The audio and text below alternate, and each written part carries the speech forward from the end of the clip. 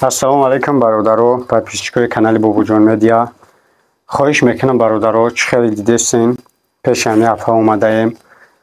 ана хоҳиш мекунам ин навори моро то охира тамошо кунен. агар имконият боша лайка бимонед ки ҳамин видеои мо паҳн шава. шумо медонед бародаро ки ҳар як видеое ки ман мегум лайка бимон, бо даже сабаб шани мегум ҳамин лайки шумо сабаб мешава ки видео паҳн мешава ва ана бигем ки ҳамин аппара кӯмак мекунад. набоша лайки шумо ба ман ягон чӣ надорад, фақат ҳамин видео паҳн мешава, ҳамин аппара кӯмак мекунад. ана боз видеоро то охира тамошо кунед. кадомед ки лайк хати дастгирӣ мекунед, чӣ ба бигем кӯмаки молӣ мекунед, сумӣ мекунед, худованд ҳамаша қабул кунад бародаро. хуб апаҷон ку қати ҳамин мардум як салом алейк мекунед ку ягон чӣ мегуфтем. السلام علیکم بچه ها، دخترای مهربان، دخترای دستگیر، بچه های دستگیر، خدا در کجای باشین نگهبانتان باشه، کاری دنیا و دنیا نشین. خدا من یک دختره بچه ندارم، هم خیلی کسل شدگیه به توبت به اپیراسیش خیمیکاتش پول در کاره نمیشه. برایم پیش شما ای خدا داری میکنم که شما سببگار میشین، این دختری من دستگیری میکنین. یا دوشون تو نپرم خدا پروردگار در کجای باشه نگهتون بداره. من خودم 2 بار ماشین زدگی من ای روی همه دختر خیلی کسله به خودم نمیرسم، ای کمبودی که هسته نمیرسم، نیکی کمبودی هم نباشه. برای همین دختر هیچ توبت که نتونست و خودم تمام کردگی منی که خیلی توکل به خدا ایستاده.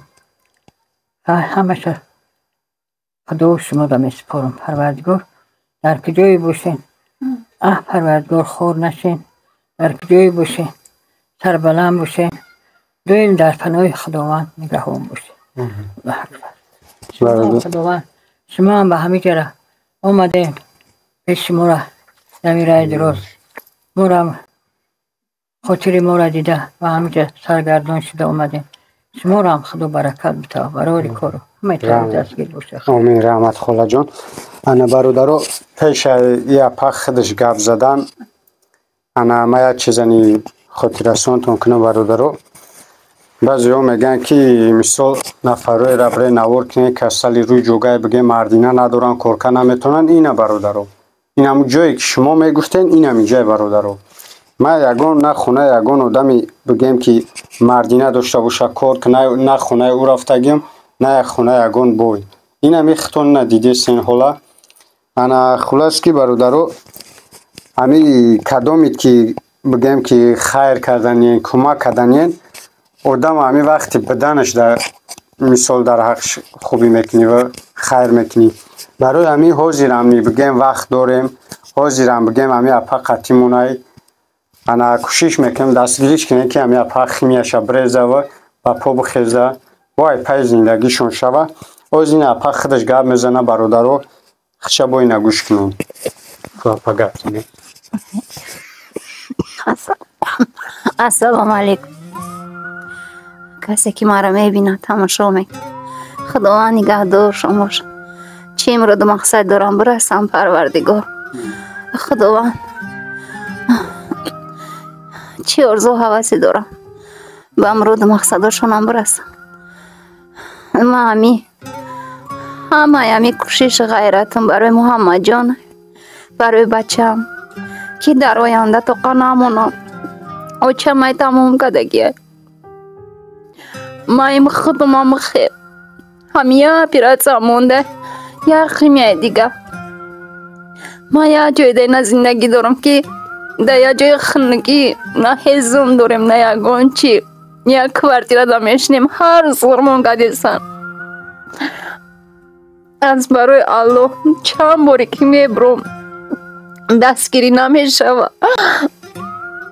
امورا میگم یک آدمی که منصب دار باشه پروردگار خدا در دلش بدوزه مرا یا دستگیری کنه که همی بچه ما خودم بگیم صغیره کلان شدم خطی پدر و مادر خودم کلو نشدم رنگی من نشوه در آینده فقط کو همی غمی بچم کشتگی مرا از برای الله همی دستگیریم کنه که آینده ده همی بچه ما نومید نشوه ولی اون نمیفهمه گودکه میخنده مورا دور خرسندی میکنه نمیفهمه که چیه در آیندهش نمیدونه برای همی ای بلوگرو هم خواهش میکنم که همی مرا سبشیست و بزنن که مرا همه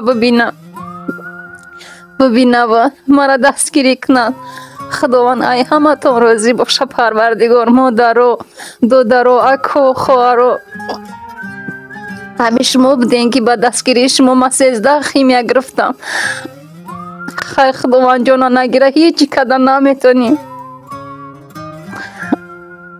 میخوام که زندگی کنم اولی من یارشم اولی من 44 دیم آدمو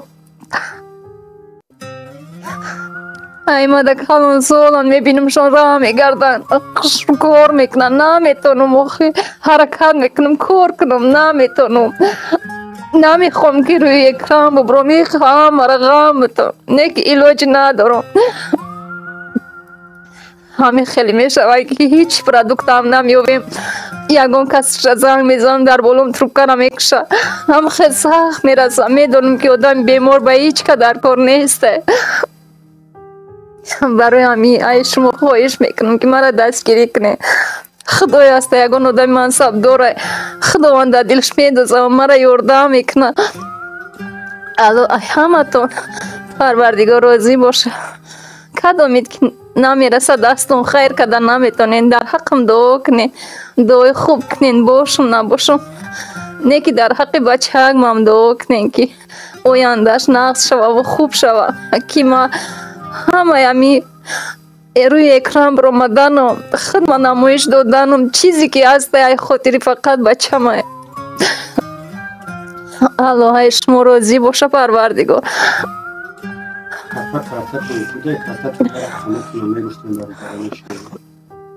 کارتم هم سبیربانک های هم دوشنبه سیتی باشه اگر امرا نشون که رقماش یا که همیشه بگه رقمای شنبه سیتی کنه فهم داره 918 81 18 20 شنبه سیتی اوه اوشا نمیدانم خیلی بد رویتون میکنم اما آخیر شرقلم بگین چند باید آخیر نمره چند 08 باشه یا 98 هم تریه من شما در روی میکنم خداوند ای همه تون راضی باشه میدونم که همی کاری ما هیچ کدام معقول نیست نیک علاج ندارم کی دا بگم اگر در شما نگم کی دا بگم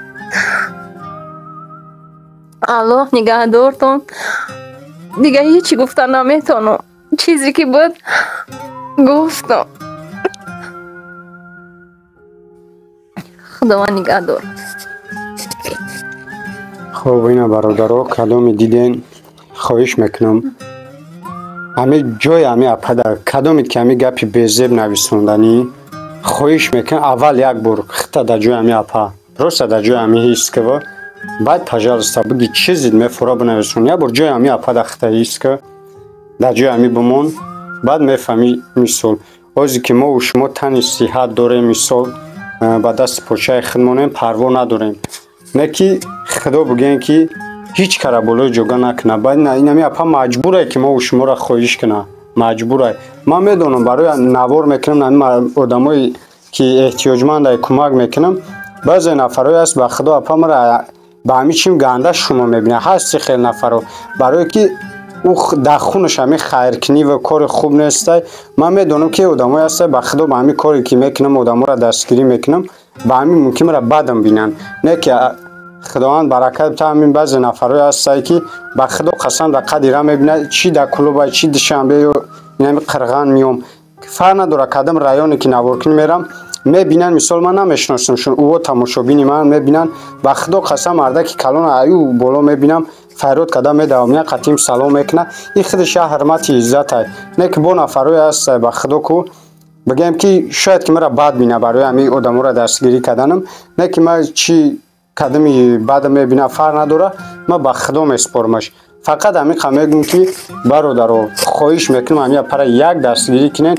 این اپا گفته سایکی نوارو میکنن نمیشه، همون کم بشه شکر، نه که همین خیمیه شده ما و شما سبب شدیم که همین اپا کرد. همه جای من خوب شده، همه جای خوب شده رفیسه. من شب و روز خوب نیستم، خدا خودش میدونه من خوب نمیبرم، نه ایس میتونم گشته ساز، نه اوس گشته میتونم. ولی ما هم ویدیو میکنم روی میکنم این شما ببینین. در حقیقت همه ما خوب شده.